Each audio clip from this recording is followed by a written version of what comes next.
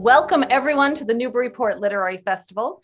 My name is Jennifer Entwistle and I am the festival's co-director.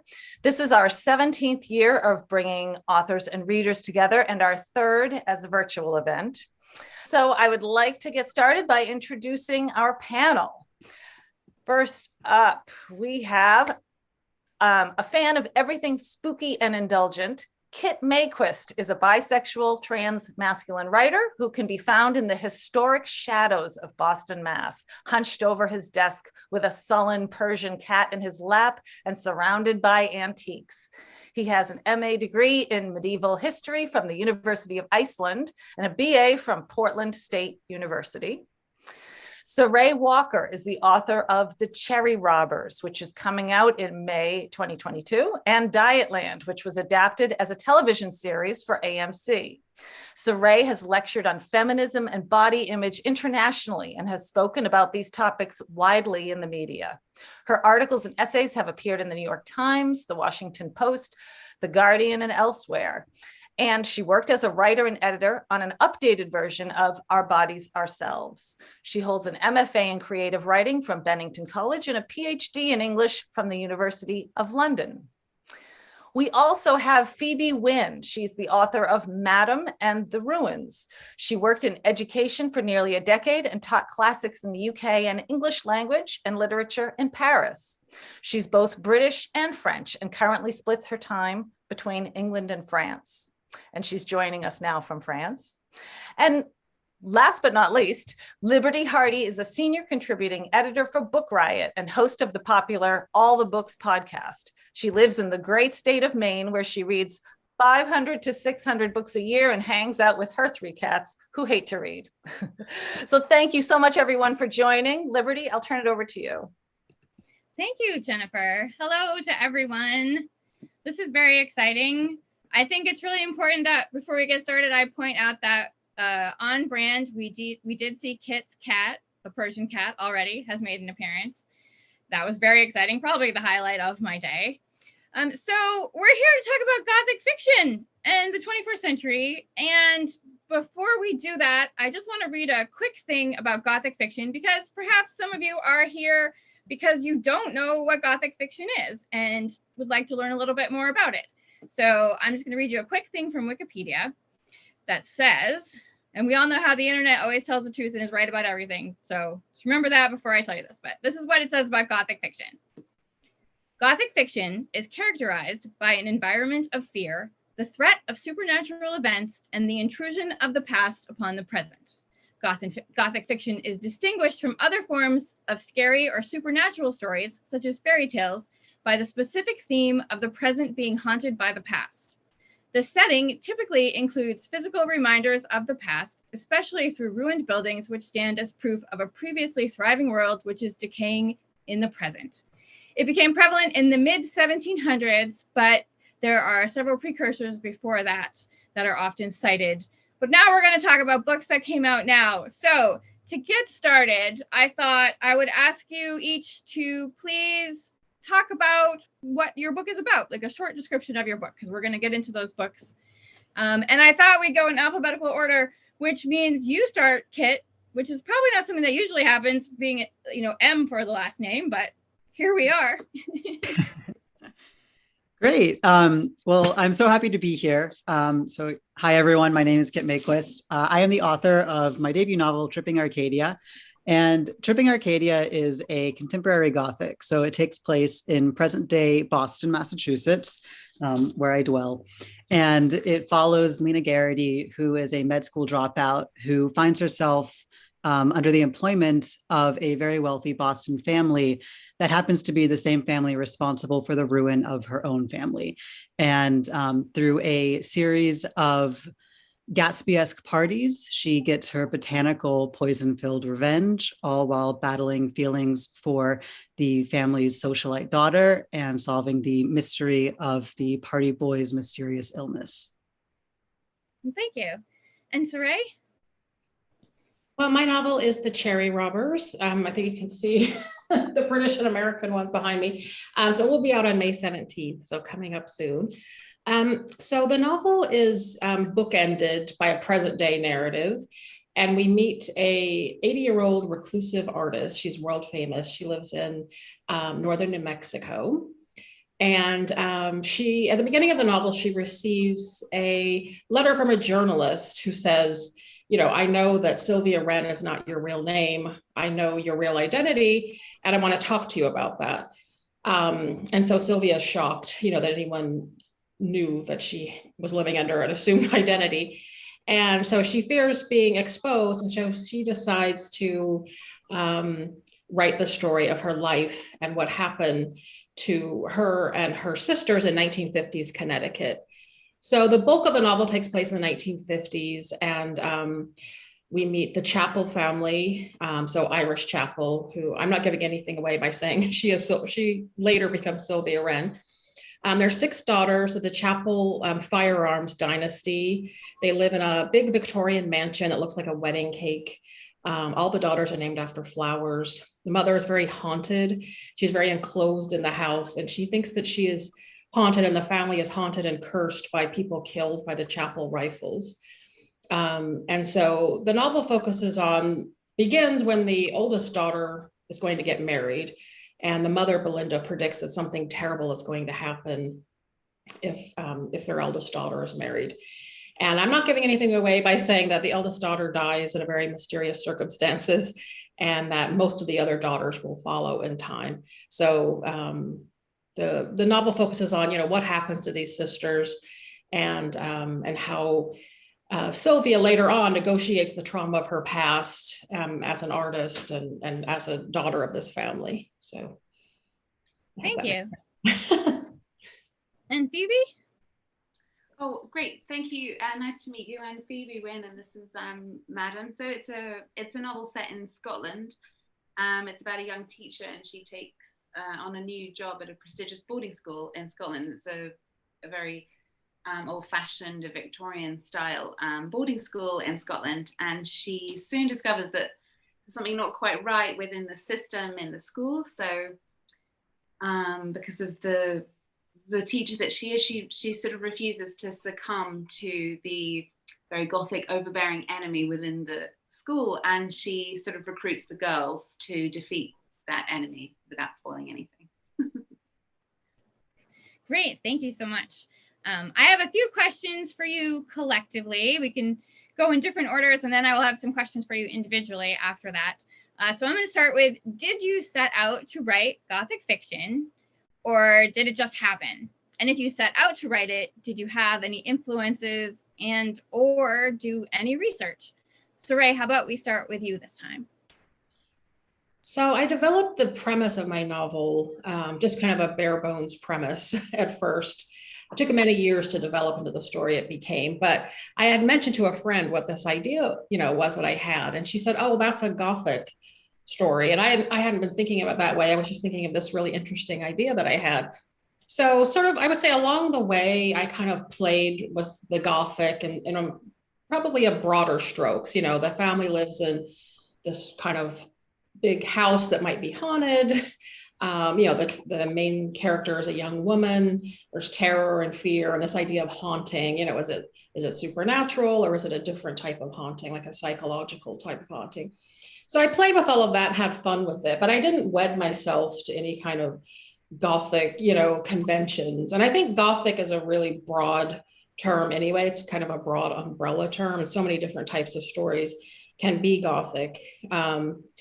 When I did a master's degree many years ago, I wrote about the Southern Gothic, which is a very different type of Gothic. So anyway, I had fun kind of playing with the more traditional types of Gothic. For Gothic influences, I would say Shirley Jackson, particularly The Haunting of Hill House and We Have Always Lived in the Castle, and Rebecca by Daphne du Maurier. Those novels, in terms of Gothic fiction, were very influential to me, I think, when I was writing. Thank you. And Phoebe? Oh, yeah. This is actually, you're going to talk about your first one, but you actually have already written a second one that will be coming out shortly, a Gothic fiction. Yeah, my second novel comes out in July, and that is another Gothic novel. So my answer, with the opposite to Sarai, really, is I'm like a devotee to the Gothic novel.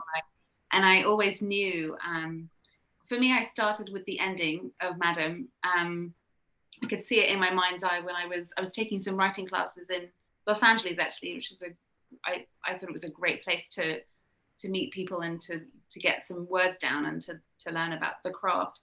And I kept coming back to scenes. My background is in teaching, so scenes in the classroom, and then of course I saw a catastrophic / triumphant ending in my mind's eye, and I thought, oh, how could that happen? So I went backwards from there, and I'm a huge fan of the Gothic elements, the ones I've used, the school, the building, the vulnerable female, the domineering male energy, the panic, the fear, and it was really fun to fit them in. And I, as you've said, I've done that with my second novel, and also the one I'm writing currently, my third too. I can't help but follow those patterns. I'm a big fan, because I was a classics teacher. I'm a big fan of the ancient Greek ideas, and that has been a big influence for me. That the Greek tragedy, for example, like the catastrophic ending. But the same as Sarai, I'm a huge fan of Daphne du Maurier. I think she's incredible. I think Rebecca's incredible. My cousin Rachel, her short stories as well. She wrote The Birds, and her story doesn't have the happy ending that the film does, or the escape ending that the film does. And I'm also a massive fan of the three Bronte sisters. Charlotte Bronte, and she wrote Jane Eyre. So I'm sure Daphne du Maurier was a fan too. So my influences are pretty kind of traditional, I'd say. And also film. I don't know if any of you've seen the 1970s film Picnic at Hanging Rock, which probably isn't a Gothic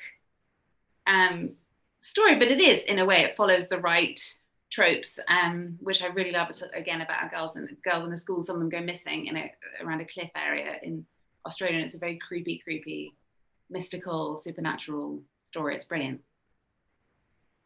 Thank you. I have to say, Picnic at Hanging Rock, the original one, that terrified me as a child. So I have not watched the new one. Oh, I haven't watched the new one either, but in the 1970s version, it stayed with me. Yeah. Yeah. And Kit, did you set out to write Gothic fiction, or did it just happen? Yeah, I definitely set out to write. Specifically, I set out to write a Gothic that took place in today's time. That was something that I really was fascinated, and kind of once the idea kind of got into my head, was something I really wanted to write. I think that there's just a lot of overlap in today's society that kind of mirrors what started the Gothic genre way back when. And that was something I really wanted to explore. And in terms of like influences and things like that, same, like Rebecca was a huge influence in writing Tripping Arcadia. And I when I was scheming up this story, I really wanted to specifically write like a Gothic Gatsby party, because I was always kind of upset that, like, I don't know, like I wanted like a grittier Gatsby. So that's kind of like what started it. But definitely I love the Gothic genre, and I love the elements of it. And I've always seen just a lot of themes present in those novels that relate to the present day and struggles in the present day. And so I really did set out to write a Gothic novel that felt Gothic, but took place like in the 20th century, so 21st century. Yeah. Thank you. So Phoebe, I'm going to start with you this time. And as we've heard, you're already working on your third one, so you're way into the Gothic fiction now. But when you first started writing it, did you have your own definition of Gothic fiction in mind? And did it change as you wrote it, or when it was finished, was it different than what you expected it to be? Yeah, that's a really good question. I'm like really, I mean, you can probably tell by my accent, I'm like really traditionally educated in Britain. So it's like follow the damn patterns and don't change them. And especially, having taught Latin and ancient Greek and things like that. So I think originally, yes, I think I wouldn't want to deviate, because if something's worked so many times, why would you want to change it? But I have to say, when I had the idea for my second novel, The Ruins, it's set in the south of France in the summer. So I thought, oh my goodness, how am I going to make that Gothic. There's no rain, there's no storm. I mean, there could be rain and storm.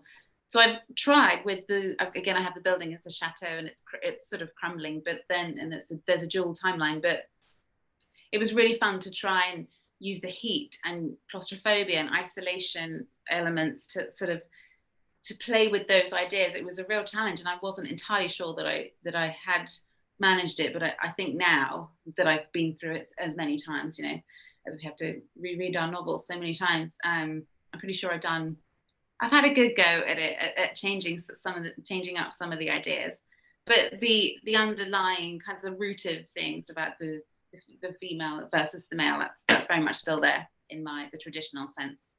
I can't get away from that, unfortunately. And Kit? Sorry, I was muted.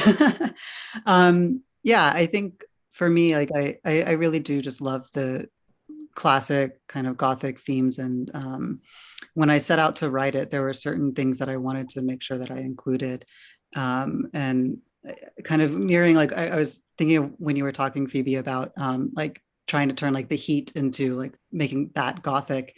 And that kind of made me think, one of the things that I think of as like a cornerstone of Gothic writing is that it's very sensory, and it plays a lot with the senses in terms of giving that nostalgia and that memory factor that makes it feel so haunting, as it really relies on playing with your senses and smell and touch and things like that. And that was definitely something that I fell in love with the genre, and that I wanted to use a lot when I was writing. So like Tripping Arcadia uses a lot of scent memory and very like tactile feeling type things as a part of the horror of remembering. And I call it like a nostalgia tale. Like it starts out with like reminiscing about like, here's how I did these things. Here's, you know, how it all fell apart.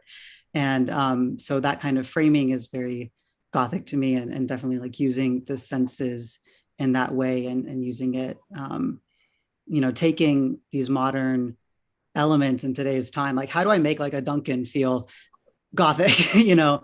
And how do I make present day Boston feel Gothic, and these parties and stuff? And I think it's the approach to writing the senses and the horror of memory that is so woven into the Gothic genre. That was something that I loved and I utilized a lot when writing. And so that's something, yeah. Thank you. And Sarai? I kind of lost track of your original question. Could you just... So when you set out to write Gothic fiction, did you have, or you actually were writing it and they said this was a Gothic, your friend, I believe.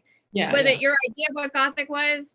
And did your definition of Gothic literature change as you were writing it or after you wrote it? You know, I think one of the things that I was interested in was the political aspect of the Gothic, like a feminist Gothic. And Phoebe had mentioned the Bronte sisters, and that was definitely another influence of mine, and the Mad Woman in the Attic, and you know, that kind of trope. But also thinking of a Gothic novel like Toni Morrison's Beloved, you know, which also fits into the Gothic framework. And this idea of, you know, the Gothic about things that are repressed, and intergenerational trauma and traumas, and how they might manifest themselves within a Gothic novel in a way that might seem supernatural. And so dealing with those kind of things in a Gothic way, political issues, feminist issues, that was really something that I was very interested in. And, you know, as I went along writing a Gothic, what I really kind of paid attention to and how I could work with that. And you know, because Dietland, my first novel, was very political, very feminist novel. And I loved in Cherry Robber sort of playing with feminist ideas, but having them manifest in a different way, perhaps in a way that wasn't entirely based in reality. And that was really interesting to me. And I thought the Gothic was just a really fascinating framework for that kind of storytelling. Thank you. So I'm a big fan of Gothic fiction, like Team Shirley Jackson all the way. And one of the things that I love about Gothic fiction is that it includes elements that can still scare us today, whether it was written 300 years ago or now, you know, ghosts and trauma and death and the past and just generally being frightened. And I have to applaud you because I've read all your books, and, you know, Gothic fiction is a whole mood. It's not just like the guy with the chainsaw pops out of the closet on these few pages. I mean, you have to like set this whole mood, and you all do it so wonderfully. And I was wondering, did you find it easy or hard to write something that is supposed to strike fear and trepidation in people? And to add on to that, why do you think people enjoy being afraid? Sarai, I'm going to start with you this time. So I thought it was a lot of fun writing something that was infused with fear and at times, dread. But in the Cherry Robbers, I balanced that. So I wanted the novel to be very lush and sensual, not just in terms of what the reader imagines in their mind everything looks like, but how things smell and taste and feel. And so I worked quite hard to bring that to life. I mean, the novel uses some Victorian kind of influences, the pre-Raphaelites, and romantic poetry. And then it uses the sort of Americana in the 1950s, the fashion and all of the kind of fun, very high femininity of the 50s and all of these things. And so I kind of used that to balance the darker, more twisted aspects. And so you were in this very lush world with all of these, I hope, vivid details and vibrant characters, and that played off the more haunting and darker elements. So that was one way to manage it, so that at least for my novel, it wasn't just overwhelmingly scary. I mean, I like novels like that, but this wasn't what I was trying to do. But I think, I love to read scary novels and watch scary films. But I love terror, so I don't love horror as much. I love what's hinted at, what's not seen, like ghost stories. To me, that's much scarier than seeing some guy with an axe or a chainsaw. And I think we're just attracted to that, to the fear of the unknown. But I also think as readers or as viewers of a TV or film that there's pleasure in being afraid, because you're not in any real danger, right? So it's like being on a roller coaster or something. It's fun because you're not really in danger, but you get to experience the kind of adrenaline of fear, and that can be fun and exciting. So that's my take on it anyway. That's great. Thank you. And Phoebe? Oh yes, I'm unmuted. Yeah, that's a really interesting question. I think I don't think I ever really set out to write anything. It's so interesting to hear Sarai talk. I think what I've tried to do with Madam is more sort of all the torture and trauma and everything that's in here. I've tried to put it on the page and to look at something that's challenging, to maybe craft some meaning out of it. And I think there's a lot of emotional angst and anger and fear and trauma in Madam, and I think in some parts it can be really brutal, and I'm really interested in that, and I think and also in Madam, which you'll know, there's Rose teaches about 8 different ancient women. And in every story of the ancient women, the women are angry, they've been punished, and they are sort of trying to seek agency. And I really enjoyed playing with that and looking at the brutality of the suffering of women under that oppressive foot, whether it's in ancient Greece or Roman history or modern day. So I think my answer is that it's, for me, I'm more interested in like psychological like discomfort rather than outright fear.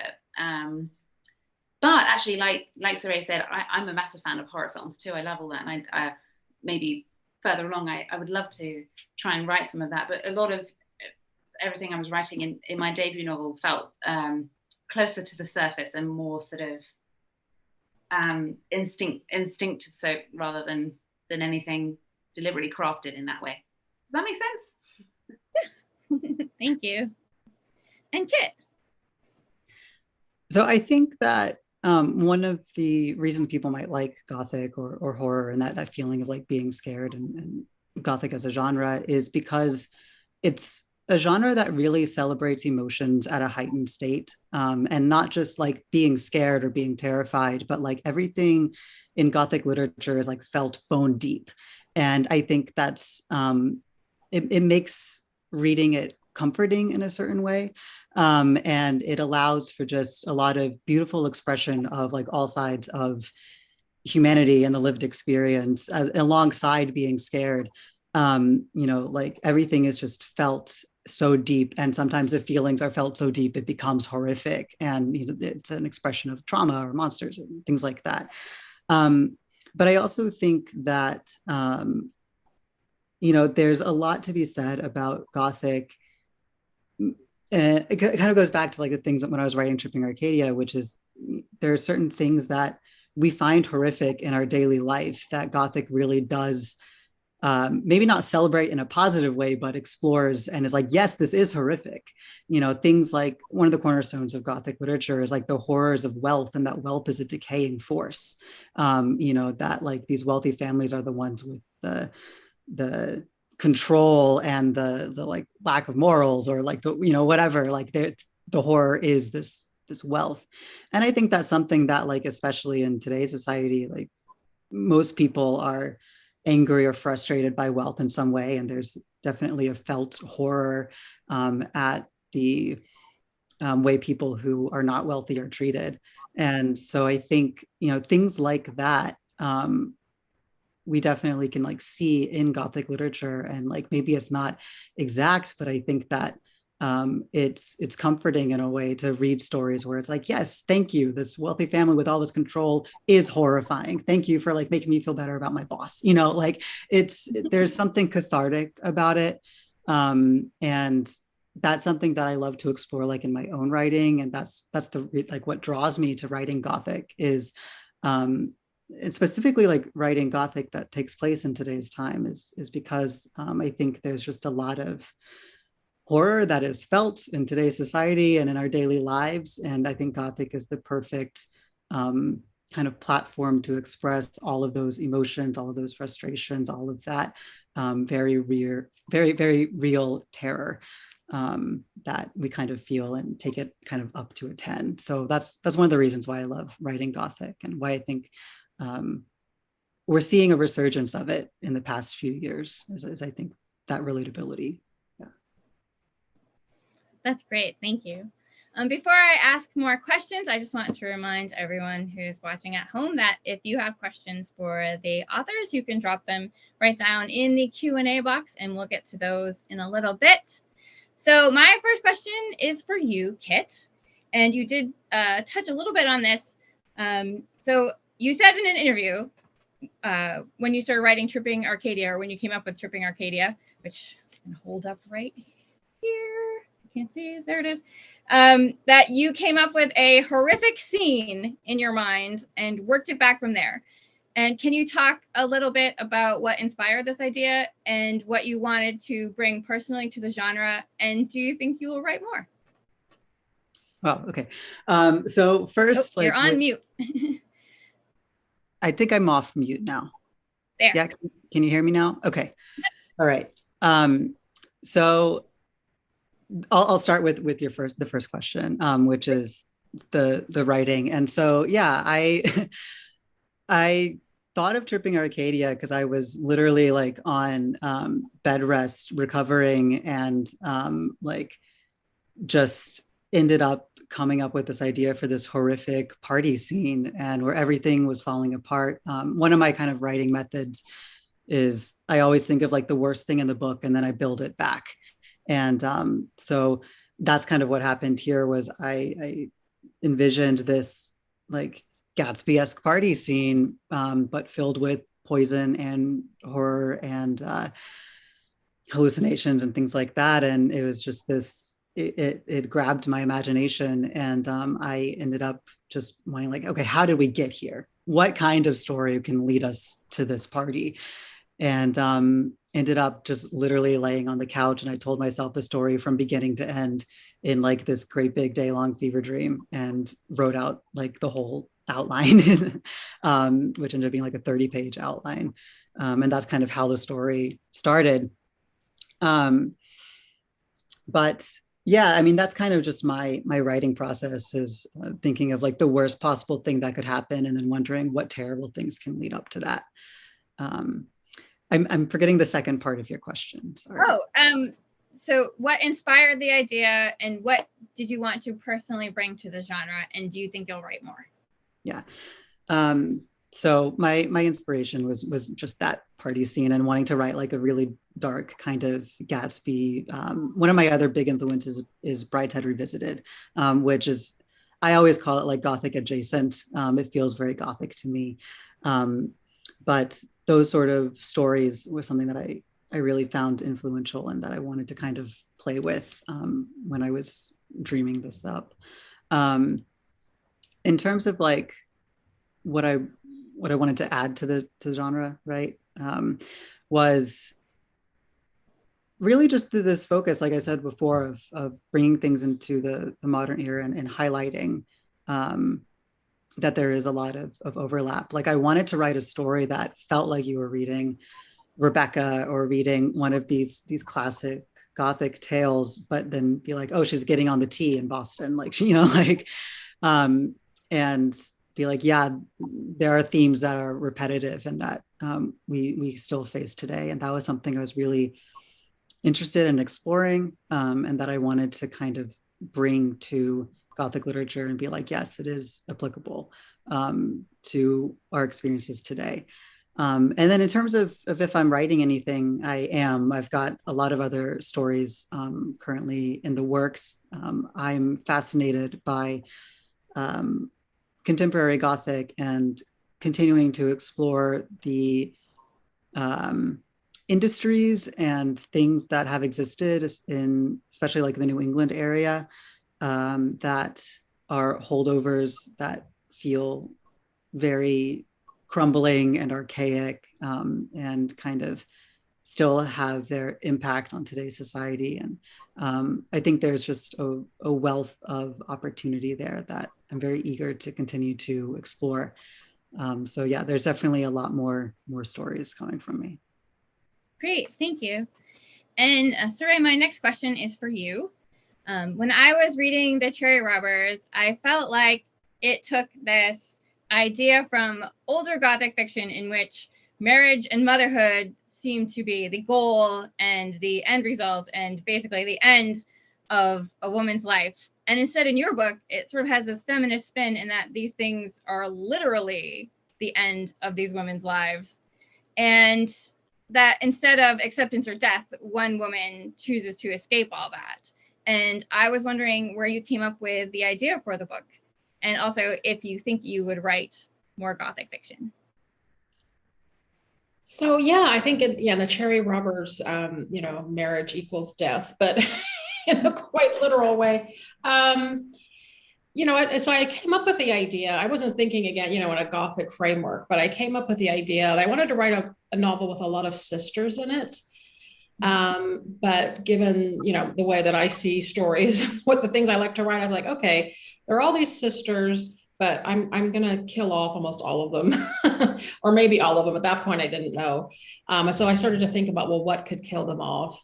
And that was kind of my entry point. Then I kind of thought of what an interesting way that they could all die at various different times and what might cause that, but something that's not grounded in reality. It's a story as a whole that's grounded in our world, but there are parts of it that depart from reality. And that's the really fun part, I think, of Gothic for me.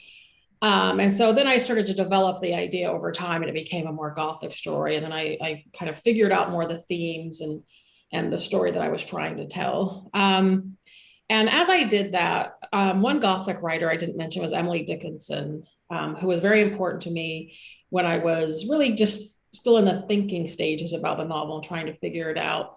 Her poetry, of course, but I read Lyndall Gordon's biography, Lives Like Loaded Guns, about Emily Dickinson and her family, which was, I think, the best biography I've ever read. It was just riveting.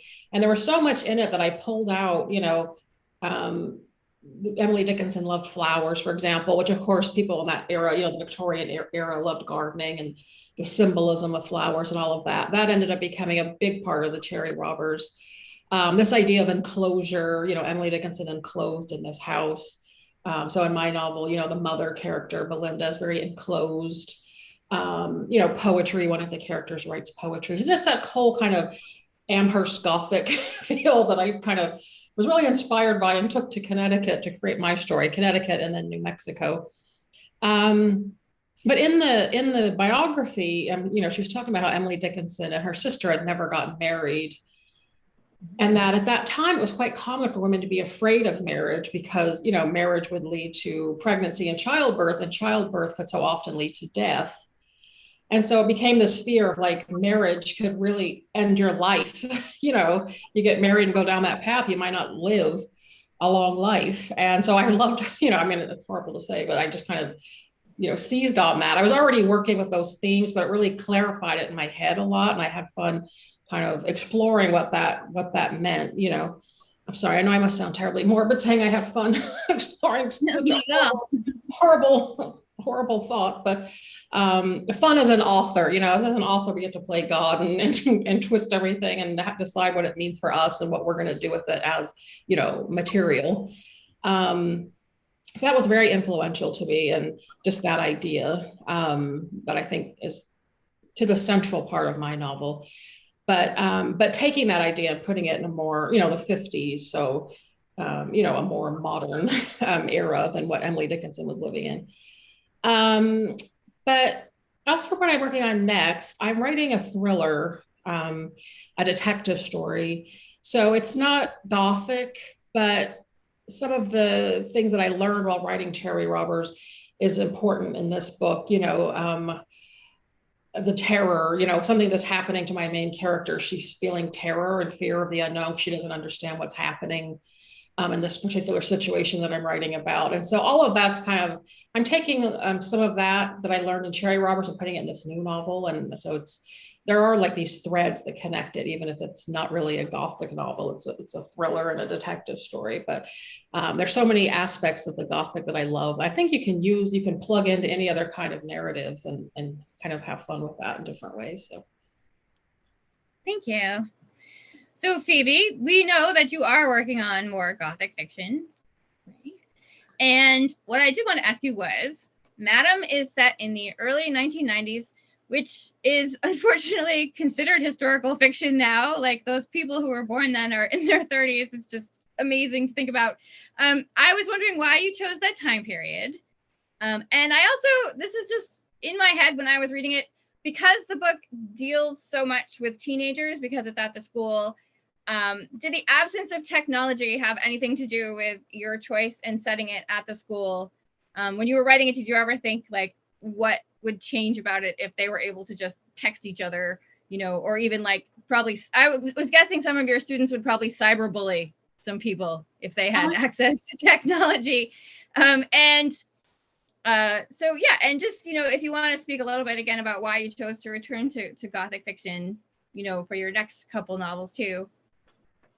I think, it's interesting, the choice of 1992/1993, because the novel takes place in an academic year, was something it was very important to me for many reasons. And you're right about the technology aspect, but I'll just cover that in a second. For me, I was a live festival in 1992/3, so I knew I was around. Because the way Madam is, as I'm sure you're aware, I could have set it in the 60s or the 50s. It would have functioned just as well. But for me, it's a really interesting gap in feminism, because you have the first wave and then the second wave. The second wave in the 70s was obviously really exciting times, specifically in the UK. And then there was a sort of a blip, you could argue, at the end of the 80s, beginning of the 90s, before the third wave of feminism, where the Spice Girls came in and everything. And then you've got the freedom of Britney Spears and Christina Aguilera and people like that. And you could argue that feminism sort of took a downturn at that point. And I was really interested in examining that time when everyone thought, oh, we've got the vote, we've got the things we want, after all the wonderful things that women did in the 70s and the early 80s. So I thought it'd be interesting to look at that, because Rose's, the protagonist, her mother was a very successful feminist in her day, and then Rose has sort of ambivalent ideas towards that. And I thought, and another reason was because it was quite a precarious time politically in the UK, with the decline of Margaret Thatcher. It was also the time when, I mean, it's very trendy now, but at the time I didn't realize, when Princess Diana was beginning to divorce Prince Charles. And because the idea of marriage is very important to the girls at Caldenbury Hall, the fact that a member of the royal family could be getting divorced was a really, really important. I remember that time very well, and how she was victimized in the newspapers by everything she wore, and she was always on the front page. And so it was a really interesting time, I thought, to play with. And my final reason is because I'm a massive fan of film, and Rose is quite a kind of interesting character. She's from a working class background, so she's not one of these middle class ladies or upper class. And she's obsessed with dark films, and that was such a great time for film. It was, you know, for women in film, you had Thelma and Louise, you had Sigourney Weaver in Alien, you had which I think and you have Jodie Foster in Silence of the Lambs, and I use those very briefly in the novel as references. And so for me, it just fit in really nicely before late 90s, early 2000s, when things went a bit different, like strange curve for women. But and yes, to answer your other question about the technology, yeah, I think if I'd made it modern day, yeah, I think certainly, the communication, the sort of availability of information and information sharing would have been an issue. But I don't know. I mean, I don't know if you watch any kind of UK politics recently. I mean, the things that the upper classes and the government get away with for so many years, and then they don't. I mean, I wouldn't be surprised if there was a school with a similar kind of system going on right now under our very noses in the UK. I think people do get away with stuff a lot these days still. That's kind of alarming to think about. Yeah. So, Kit, back to you. You talked a little bit about this already. Sorry, this is what happens when I write my questions ahead of time. Tripping Arcadia deals with class inequality and how it ruins lives, which is, as you said, something that is certainly a relevant topic today. And did you set out to make that statement? Or was it just something that happened? And what do you think Gothic literature can teach readers today? And I have one other follow-up question specifically for you, because I was very curious about this. A lot of times novels say a novel, but yours specifically says a Gothic novel. And were you involved in that choice? And why does it say a Gothic novel? I was not involved in that choice, but basically there was just a lot of discussion about, like, can Gothic exist in a contemporary space? Like, is Gothic limited to historical fiction, or can we state that this book that takes place in, like, 2020 basically is a Gothic? And so I think that was just a choice that was made to assert that, yes, it can be Gothic. And that's something that I do stand by. So yeah. Sorry, can you repeat your other one before that? Did you set out to make that statement about wealth, or was that just something that occurred naturally? Yeah. So yes, as I said before, I think that there's an inherent horror in wealth, and that is something that gave rise to the Gothic genre, this horror of, like, the decaying manor home that no one can afford anymore, and even the people living in it can't really afford, but it's horrific also if they can afford to still keep it up. That sort of thing is something that I think is very true to Gothic, and something that I love to explore. I mean, I'm someone who I graduated high school in the Great Recession. Like, I am of that generation where, like, we've never had money and we probably never will. And so I think that that's something that there's an anger in that, and that there's a horror in that anger of feeling in a society, and, like, none of your friends have money. Everyone is, like, depressed about not having it. And, like, you look at these people who throw away, like, I don't know, $48 million to buy a social media platform. And, like, there is a villainous quality to wealth. And I think that is something that I wanted to explore in writing. And it's certainly something that Lena, the main character in Tripping Arcadia, feels as a med school dropout, specifically because of student loan debt. And, finding a father who was trying to uphold the family and gets fired by this family that she discovers like is throwing such expensive parties that like it, there's a great imbalance of power that's present that fuels her. And it's something that I love to explore. I think that,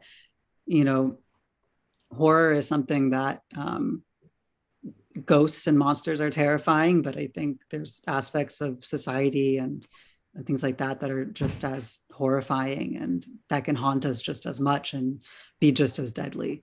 And that's something that I really like to explore in writing. Great, thank you. Now, Sarai, as you mentioned in the description of the Cherry Robbers, part of the story is about the Chapel family, who are a family of gun manufacturers, and the mother is haunted by the ghosts of the victims, of the ghosts of people who have been killed by these weapons. And was this a conscious choice to include it because of the astronomical incidences of gun violence in our world today? Was that like something else you wanted to say besides the feminist points about marriage and childbirth and death? Oh, you're on mute. So the mother, Belinda, she's very loosely inspired by Sarah Winchester. So the Winchester Repeating Arms Company in Connecticut, the Winchester rifle, this iconic rifle, dating back to 19th century and the Civil War and everything. And so when I was first kind of developing the idea for the novel, I had different obsessions. I was thinking of Georgia O'Keeffe, who ended up influencing the novel, and Sarah Winchester, I became very interested in. And then she ended up influencing the character of the mother. So for those who don't know, Sarah Winchester she married into the Winchester Arms family, and then her husband died, and she ended up moving to San Jose. And she built this enormous house, which is now a tourist attraction called the Winchester Mystery House. And there was a movie made called Winchester with Helen Mirren a few years ago, a horror movie. So she's sort of this legendary figure, but a lot of what's said about her is not true. And this whole idea of whether she actually thought she was haunted by the ghosts of people who were killed by the Winchester rifle, that's very disputed. But anyway, I just really liked that idea. And so for me, the interest in it came more with the idea of domination, that the family's legacy was, selling this weapon, that they'd made all of their money selling this weapon that causes death and destruction, that and is an instrument of domination and violence. And so I was exploring how that connects to the family, families in general, but in this case, the specific family in my novel, and how those themes relate to the family and what ends up happening to the daughters in the family. So that was my main interest, but in the guns. But yeah, I know it does resonate today. I mentioned the Colt family in the novel, and they are big manufacturers of AR-15s and all of that. So it does tie in that way, but that wasn't my motivation for including it. Thank you. And so Phoebe, I'm going to ask you this question, and Sarai and Kit, if you want to actually pipe in after. So when I started reading Madam, and I got to the first time that word is uttered in the book, it immediately struck fear in me, like, oh, they called her Madam. This can't be good. This is the title of the novel. And I was wondering if that was your original title, and why did you choose it? Oh, thank you for asking. Yes, it is my original title. And it just to explain, it's what the students call the female teachers. So the male teachers are Sir, and the female teachers are called Madam. And I always had it in my mind as this kind of Gothic title. And I had to fight a little bit my US and UK editors about not wanting to change it.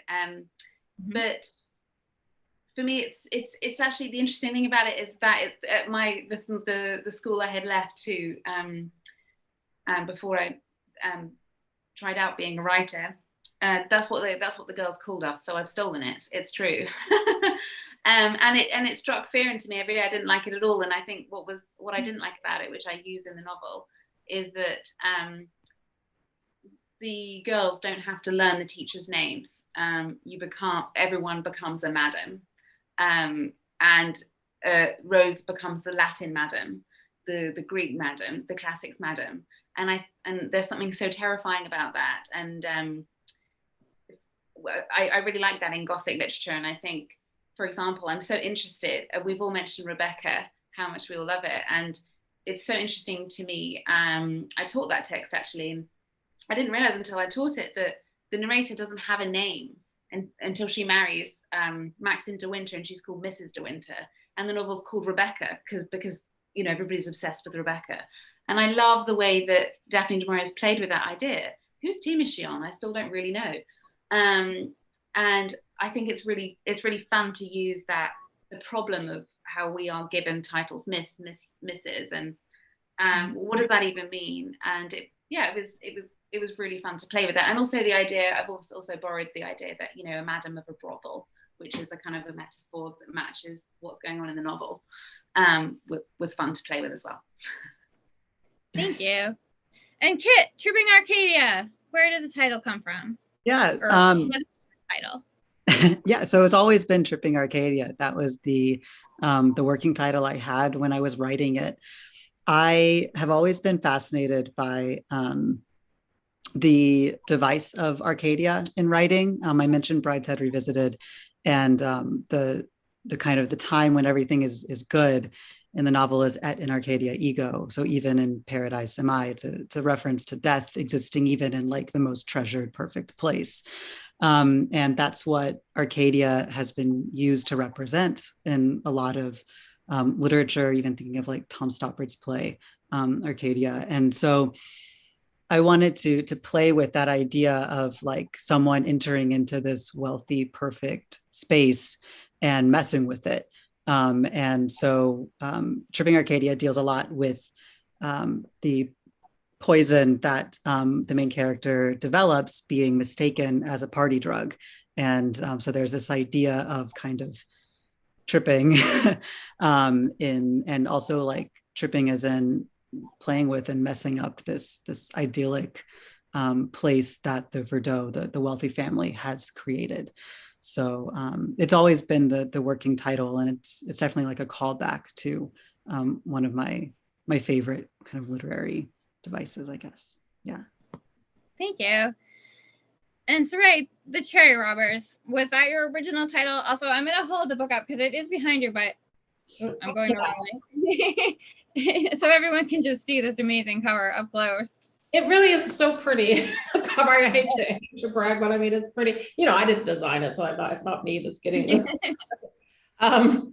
But and also just to say, I hate to say this, but I should plug it, but I did sign a bunch of book plates, which are available. They're going to be, when the book comes out, there'll be signed copies at whatever the bookstores are associated with the festival. But going back to I think Phoebe said for a minute, I lived in England for a while. That was the first time in my life that anyone had ever called me madam. So it was very strange because we don't really do that in America. It is like associated with a brothel, I guess, here more so. It was, she was talking about that. I was like, that was the first time anyone had ever called me that, and it was very strange. As for the title, titles are really important to me. Like I don't like working on something that doesn't have a title. Because it just doesn't, it feels like a person without a name or something, like I want to know what it's going to be called. And so I found the title early on. So part of the novel takes place in New Mexico, and originally it took place in the 20s. I later moved it to the 50s, but I was reading about Taos. It was such an interesting culture there at that time, and Mabel Dodge Luhan, and then D.H. Lawrence and his wife lived there for a while. And so I was reading a bit about D.H. Lawrence, and I found this poem that he had wrote called The Cherry Robbers. And as soon as I saw that, I was like, that's my title. So, and, I kind of like, D.H. Lawrence is this like known as being this misogynist. So I kind of like that I took his, a title for one of his poems and made it the title of my feminist novel. So I'm sure he'd love that if he were still alive. But Yeah, I mean, the poem is really creepy and it has these weird sexual connotations, but they sort of work for what I'm writing about. So yeah, I really liked it. It's a strange title, but I like it. So it's not my original idea. That's great. Thank you. I'm going to hit you up with one last question before I ask you one of the viewer questions, which is what opportunities, this is a hard one, I saved it for last. What opportunities do you see for Gothic fiction in the 21st century? And Phoebe, I'm going to hit you up first. Oh, I think it's really exciting. As Kit said, it's like definitely a trend in the last couple of years. It's really exciting to see what's happening there. And I had a lot of fun trying to mix Greek stuff with Gothic stuff, and then the weather. We talked about the heat. I think there's loads of opportunities. I can't wait to see how other writers take it forward. It's an exciting time. Thank you. And Kit?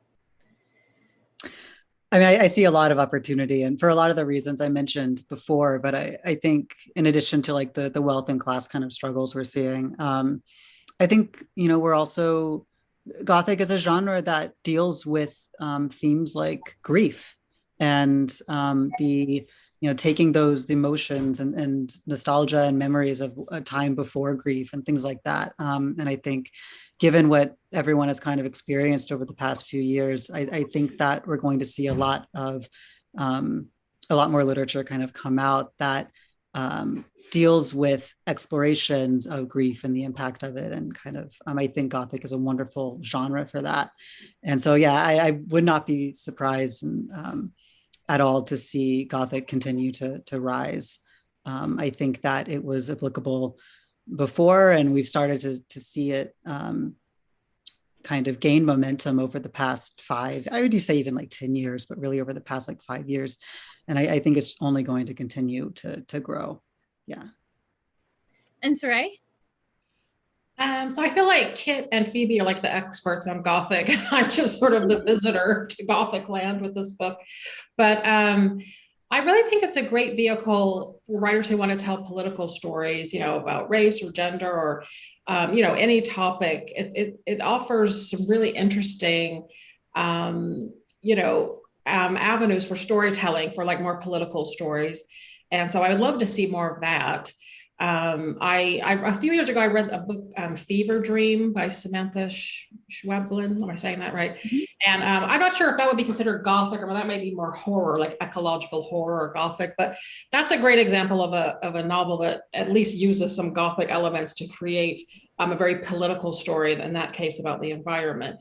But I absolutely just love that. And I would love to see more novels, political novels, use the Gothic, because I think it's a really rich tool that you could use to tell those stories. Thank you. So, Liberty, I'm afraid I'm going to have to cut us off. We're actually at the end of our time. I think this was such a great discussion. And Liberty, you had so many great questions. I think that you covered a lot of what people wanted to know. So Kit, Phoebe, and Sarai, thank you so much for being here. Liberty, thank you for being such a wonderful moderator. And thank you to the audience for joining us. I hope that you will check out some more events over the weekend. And thank you for just being part of the festival. Have a great afternoon, everyone. Thank you. Thanks a lot. Thanks, Liberty, for doing such a great job. Thank you.